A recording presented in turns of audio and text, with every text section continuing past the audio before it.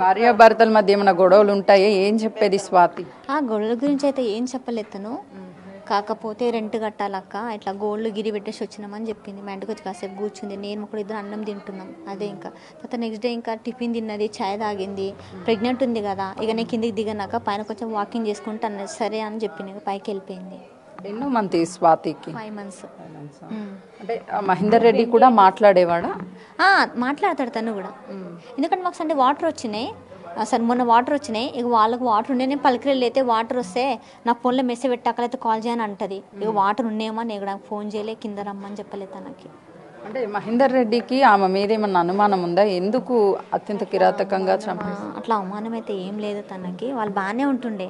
కాకపోతే ఈ మధ్య కొంచెం డ్రింక్స్ చేస్తున్నాడక్క, అట్లా అని కొంచెం అంటే టెన్షన్ తీసుకుంటాను.